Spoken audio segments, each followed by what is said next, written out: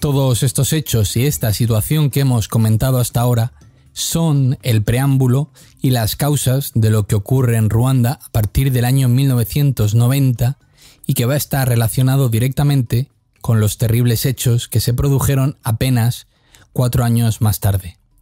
Como decía, el régimen de Habyarimana, a partir de este año, comenzó a tener presiones tanto externas como internas para una democratización. Prueba, si no causa de ello, es el famoso discurso del presidente de la República Francesa, François Mitterrand, que durante la celebración de la 16ª Cumbre Franco-Africana invitó a las naciones participantes a iniciar un proceso que culminase en el desarrollo de democracias, bajo la amenaza de perder el apoyo del norte. No es baladí saber que este discurso se produjo en el contexto del fin de la Guerra Fría, cuando el muro de Berlín ya había caído y la mayoría de regímenes comunistas de Europa también habían llegado a su fin. Pero no solo las presiones provenían del exterior. Dentro de la propia Ruanda cada vez eran más frecuentes las voces disidentes y las críticas abiertas hacia el gobierno de Habyarimana. A pesar de intentar lavar la cara del régimen, las bases de un sistema de partido único no cambian y la sociedad siguió penalizando la actitud del presidente. Estas presiones y estas fuerzas de renovación frente a las ideas inmovilistas y de reacción del MRND hacen que el 1 de octubre de 1990 estalle una guerra civil, lo que obliga a que se pluralicen los partidos políticos. A partir de entonces nacen diversos partidos como el MDR, el PSD o el PL. Y tras unos meses de guerra, de tensiones políticas y aires renovadores, no le queda más remedio al antiguo régimen que formar un gobierno de coalición con las nuevas fuerzas políticas. A pesar de cierta voluntad por cambiar las cosas, entre las que se incluía la negociación con el FPR, que era el partido rebelde de base Tutsi, y solucionar por fin el tema con los refugiados, este gobierno de coalición no consigue pausar un clima cada vez más violento y una atmósfera de inseguridad ciudadana que se respira por todo el país. Volviendo al estallido de la guerra civil, mientras el gobierno de Habyarimana estaba cada vez más debilitado, la rama militar del FPR, el Frente Patriótico Ruandés,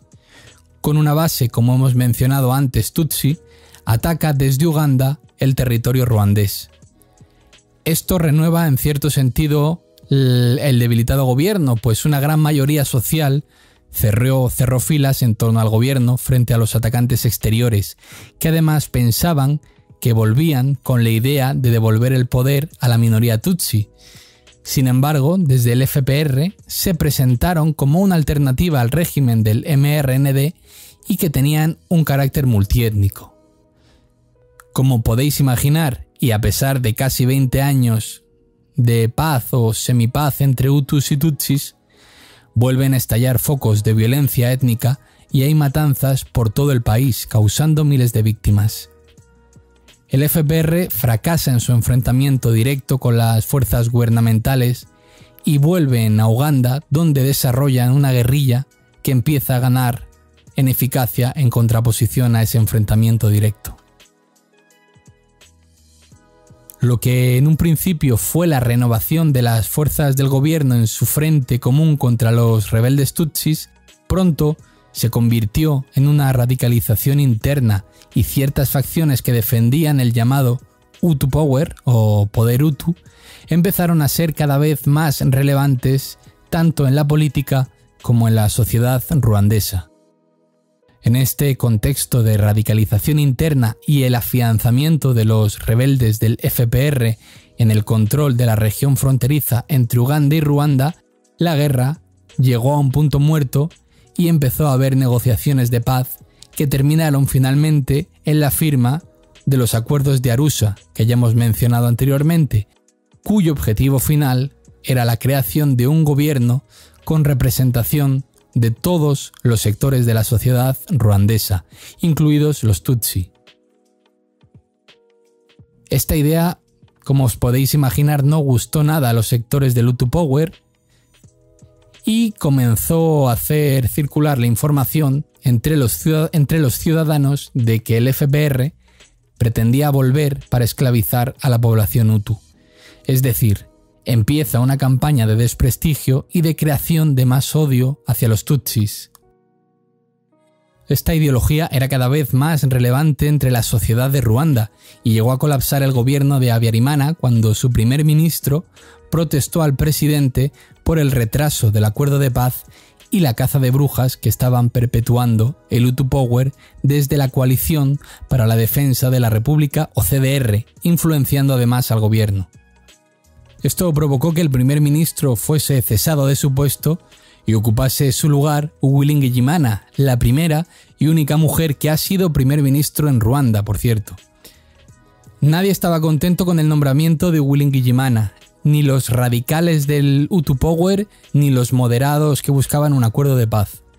Esto significó que la recién nombrada política no pudiera formar un gobierno de coalición y por lo tanto la ratificación de los acuerdos de Arusha no se pudo llevar a cabo.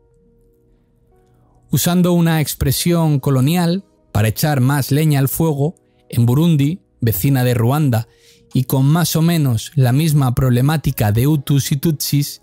el primer presidente que había sido elegido de forma democrática, el Hutu Melchior Ndadaye, fue derrocado en un golpe de estado y asesinado por el ejército de mayoría Tutsi. Por lo tanto, en Ruanda se reafirmaron en la idea de que el FPR, si no conseguía el poder en las urnas, cosa que además parecía imposible, lo iban a hacer a través de las armas. A estas alturas, el clima de racismo y los mensajes que hablan directamente de eliminar a todos los Tutsis empezó a ser imperante en Ruanda. La tensión se palpaba en el aire y solamente hacía falta una chispa para que todo comenzase a arder.